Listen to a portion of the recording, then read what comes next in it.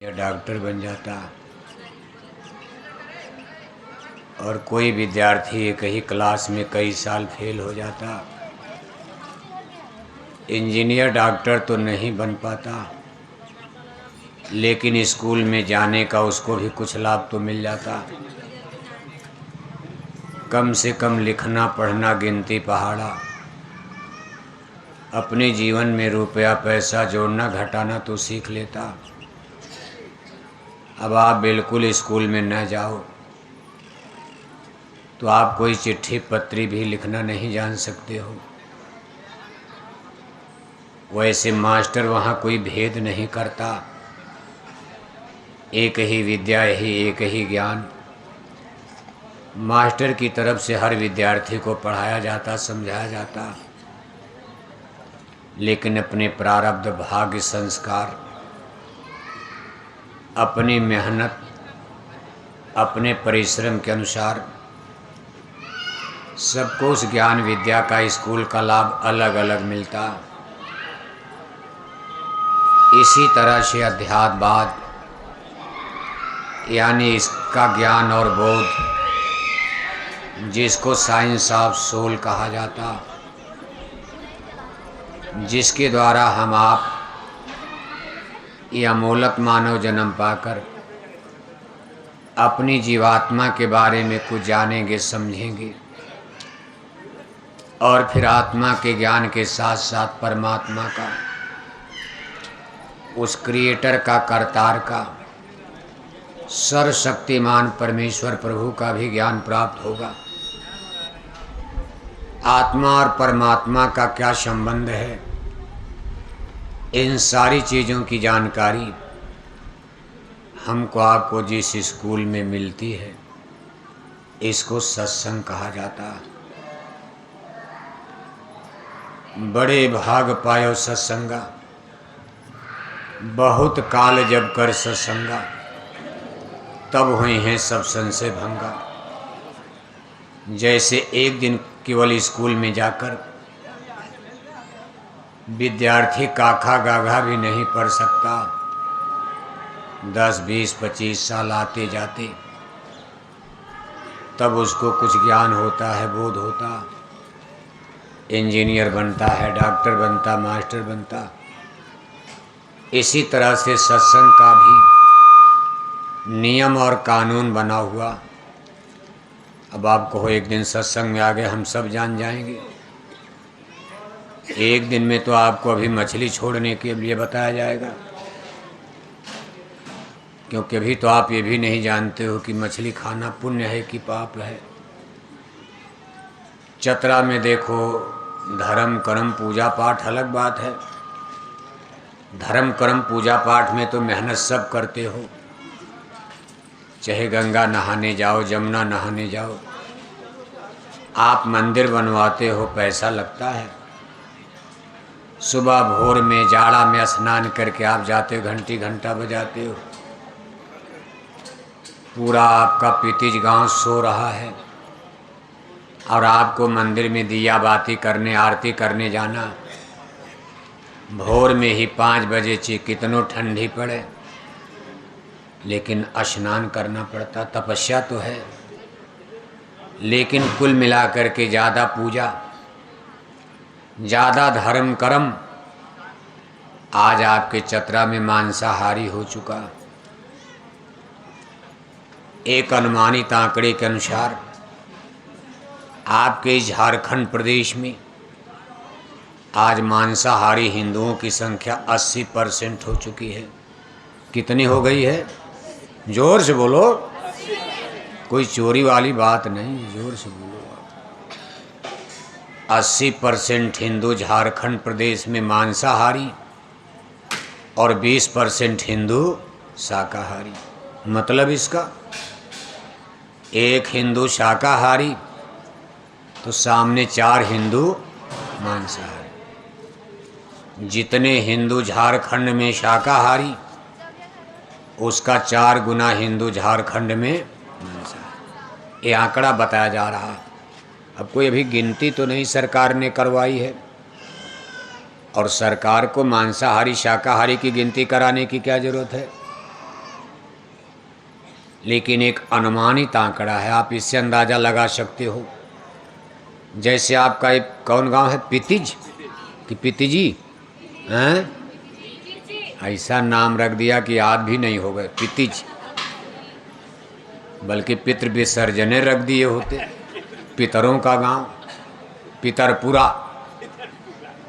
आपके इस पितृज गांव में मान लो जितने हिंदू रहते हैं, अब हिंदुओं में भी कई कास्ट है, ब्राह्मण हैं, क्षत्रिय हैं, यादव हैं, हरिजन हैं, कुर्मी हैं, पटेल हैं, कुशवाहा हैं, तमाम जातियां हैं, लेकिन सब मिला करके हिंदुज में हिंदू माना जाता। आपके पितिज में जितने हिंदू रहते, मुसलमानों को छोड़ देना, अभी मुसलमानों के चक्कर में मत पड़ना। अभी चतरा के हिंदुओं को समझाया जा रहा। आप 2 रजिस्टर बनाओ, एक रजिस्टर पर लिखो शाकाहारी हिंदू, एक रजिस्टर पर लिखो मांसाहारी हिंदू। और अपने पितिज गांव में कल सुबह से जरा घर घर में जाओ आप, बूढ़े बच्चे जवान औरत मर्द, पढ़े लिखे छोटे बड़े ऊंचे नीचे, शाकाहारी हिंदू एक रजिस्टर पर लिखते जाओ और मांसाहारी हिंदू एक रजिस्टर पर लिखते जाओ। तो आपके पितिज गांव में कौन रजिस्टर पहले भरेगा? जोर से बोलो, सही से बोलना, नहीं झगड़े हो जाएगा। क्योंकि मांसाहारी गोल जबर है, मुक्का मुक्का आपको मार डालेंगे शाकाहारी लोगों को। कौन रजिस्टर पहले भरेगा? शाकाहारी? अरे भरेगा नहीं, मांसाहारी कई रजिस्टर भर जाएगा। शाकाहारी हिंदू का एक भी रजिस्टर भरना मुश्किल है, और मांसाहारी हिंदू का पितिज में कई रजिस्टर भर जाएगा। बस इसी तरह आपके पितिज गांव के अगल बगल जितने गांव हैं हिंदुओं के, सब में आप सर्वे करो, करीब करीब यही आंकड़ा आपको हर गांव में मिलेगा। मान लो किसी गांव में साधु संत का सत्संग चल रहा, उस गांव में थोड़ा अंतर मिलेगा, कुछ शाकाहारी, जैसे राधा स्वामी मिशन का है, आचार्य श्री राम शर्मा को मानने वाले गायत्री परिवार वाले लोग हैं, या ब्रह्मपिता कुमारी वाले हैं, या किसी आचार्य प्राचार्य शंकराचार्य के शिष्य हैं, यानी जो लोग किसी गुरु से जुड़े हुए हैं, वो लोग तो शाकाहारी कुछ मिल जाएंगे। बाकी जो लोग बिना गुरु के अपने मन से ही पूजा कर रहे हैं, उसमें आपको ज़्यादातर हिंदू क्या मिलेंगे? क्या मिलेंगे? अब बिना मास्टर के ज्ञान कौन देगा? चाहे मछली खा के घंटा बजाओ, चाहे शराब पी करके रामायण पढ़ो, मास्टर तो मना करेगा। कोई टीचर और मास्टर होगा तो आपको सावधान करेगा, गलत पढ़ रहे हो, ये काम आप गलत कर, मार्गदर्शक यानी गाइड करने वाला कोई तो बताने वाला रास्ता चाहिए। यानी जब आप गुरु नहीं करोगे, कोई मास्टर नहीं करोगे, मनमानी पूजा, जो मन में आएगा वही पूजा शुरू कर दोगे। आज इसका परिणाम क्या है कि मंदिर में टन टन घंटी घंटा बजाए जा रहे, हरे रामा हरे कृष्णा कीर्तन गाए जा रहे, अखंड रामायण पढ़े जा रहे, पूरे माथे भर चंदन तिलक टीका लगाए जा रहे, गंगा गोदावरी महाकुंभ नहाए जा रहे, जय श्री राम नारा लगाए जा रहे, और 1-1 किलो मछली, 10-10 बोतल शराब, 1-1 किलो अंडा। अब ज़्यादातर हिंदुओं की यही पूजा चल रही है। मुसलमानों की बात अभी अलग है, मुसलमानों में फिर भी शराब कम पीते हैं। एक अच्छाई तो मुसलमानों में आप देखोगे, हम तो पूरा हिंदुस्तान घूम कर देख रहे हैं, हमने कहीं मुसलमानों के शराब का ठेका नहीं देखा। जितने शराब के ठेकेदार हैं सब हिंदू नजर आते हैं। हमने राजस्थान में पूछा, यहाँ शराब के ठेके पर किसका वर्चस्व है, कब्जा है? लोगों ने कहा राजपूतों का है, ठाकुरों का है, क्योंकि राजस्थान राजपूताना कहा जाता, राजे रजवाड़ों की धरती रही है। बड़े बड़े स्टेट रहे, मेवाड़, चित्तौड़, रणथंभौर, बाड़मेर, जैसलमेर, जोधपुर, बीकानेर, तमाम राजी रजवाड़ी, आज भी वहाँ राजपूतों का वर्चस्व चलता है।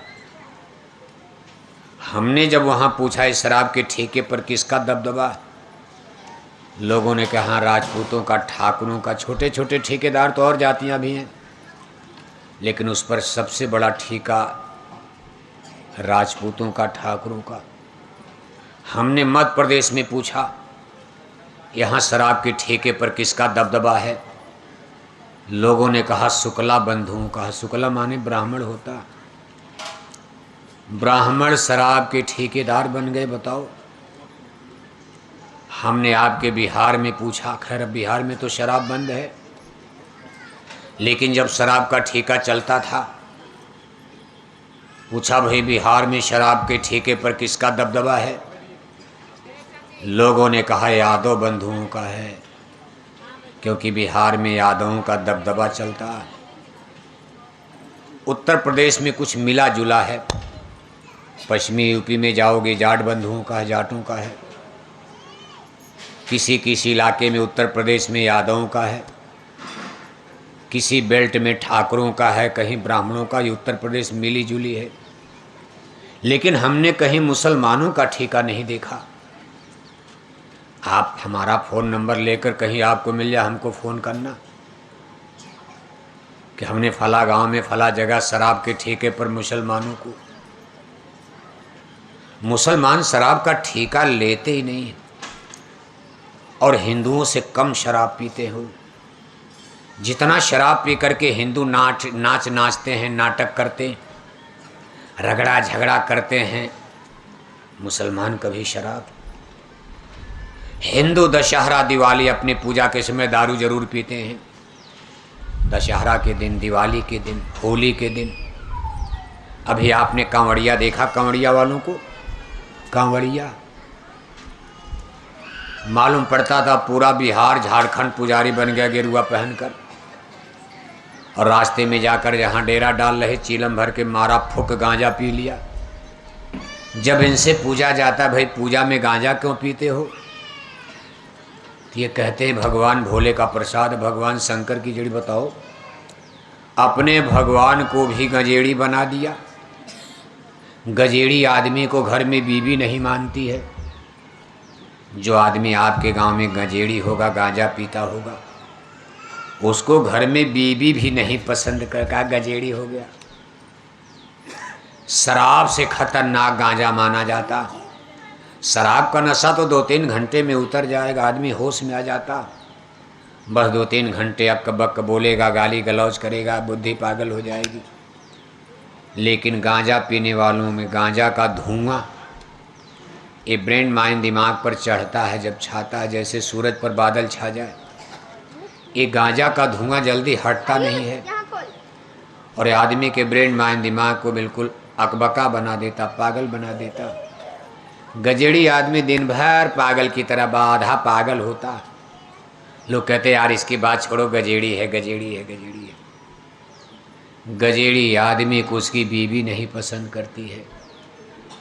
गांव में कोई इज्जत देता है गजेड़ी आदमी को, गजेड़ी है। और आपने अपने भगवान को गजेड़ी बना दिया। गांजा पीने वाले को भगवान माना जाएगा? जो गांजा पीता हो उसको दुनिया भगवान कैसे मानेगी?